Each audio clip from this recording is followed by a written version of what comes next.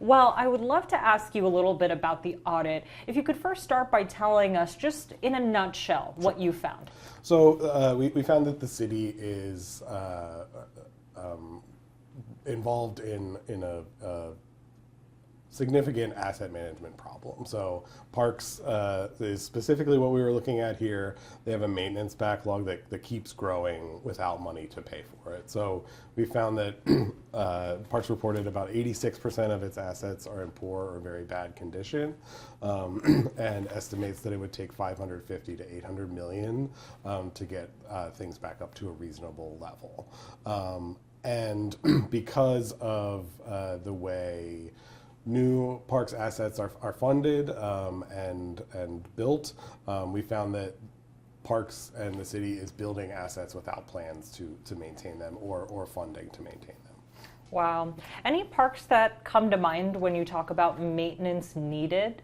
Not specifically. We did look at a few specific new parks in the audit to get an idea of how new parks are planned and come online, and that's where we found that new assets were being built without a plan or identified funding to maintain them, a little bit because of the need to use system development charges for new construction, but being restricted on using those for maintenance, and also a little bit because there wasn't a system-wide level of service guidance on what parks should prioritize over other things. And how long was the audit?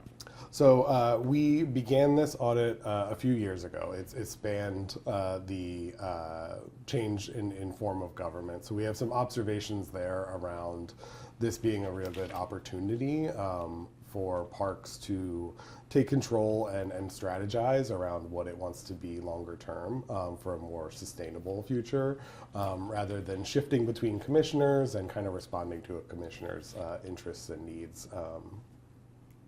And was the Parks and Rec leadership within those 3 years the same as it is now? So there has been a change at the director level most recently, and then we have added a couple levels of city administrator leadership. So there is now a city administrator, kind of a central city manager responsible for the executive function of the city. There is also a deputy city administrator. Right now the Parks and Rec Bureau is under the city's public works. So there's also a deputy city administrator there, and currently an interim parks director. And so how long ago did this change in leadership happen, just so we know? I believe it was 6 months ago or so. 6 months ago. I'm not sure. So a majority of this audit talks about the practices of former leadership, yes, then? For sure. Okay. And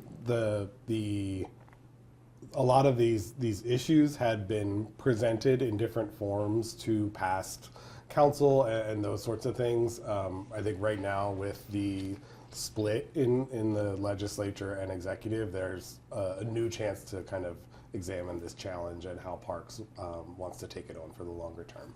And has Parks and Rec been receptive to the findings? Absolutely. We got responses from both the city administrator and the interim director for Parks. They agree with our recommendations and detailed their plans for corrective action. What are some of the recommendations, the main ones? So we recommended that Parks develop a fiscal sustainability plan. So this would be something that would show how Parks longer term could sustain the resources that people love so much. We also recommend that Parks develop a level of service guidance. So this is at a smaller level and should help with those individual decisions around which sorts of assets should go in parks and which kind of geographic ideas people should consider when building a new park. Got it. Okay, so basically plan out how you're going to maintain these parks that you have. Make sure they're being serviced accordingly, and make sure you keep that in mind when creating new parks. Yeah, and somewhere in there should be kind of agreed upon goals for what we need, so that some of that more localized stuff is not a surprise to folks. We also made recommendations around city financial policy that should get corrected to make sure that there is maintenance costs built in to new assets. Yeah, we went to a park in Northeast Portland, Colonel Summers Park, and it has a sports field that's rated poor, but we couldn't actually see what's wrong with it. So that prompted me to ask you, can you help us understand what constitutes poor conditions? Sure, I think parks assets could be a variety of things. They're restrooms, they're picnic structures, basketball hoops, natural areas. So the rating for each could vary on what it is. A field rated as poor may not be as apparent as a structure that may crumble, or the parks may need to spend more money to actually tear it down if it's unsafe. So it can look different for different types of things. And it may not be very viscerally Sure. apparent. Okay, that makes sense. So the levy, right? So Parks and Rec is asking for almost $500 million over the span of some years.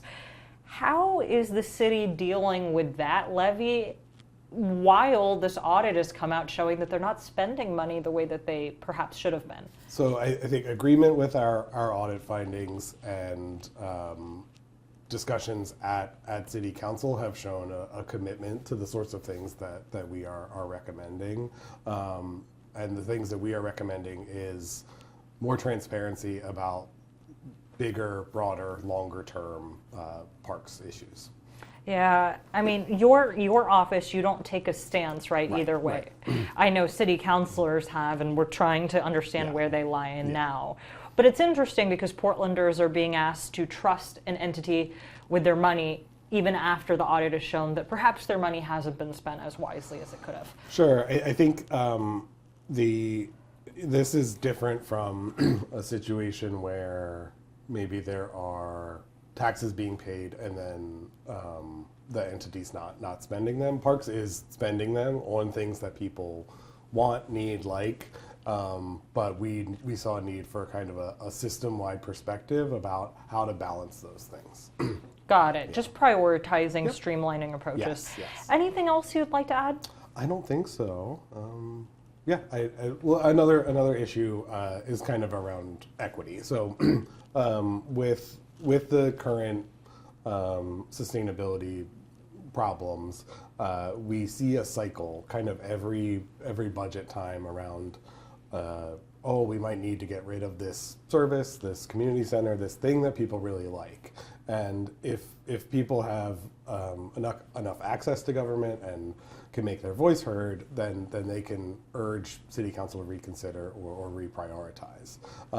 As the city builds more parks assets across the city, I think it should take more responsibility for how that system is managed and put less responsibility on community members to have to advocate for the thing they like.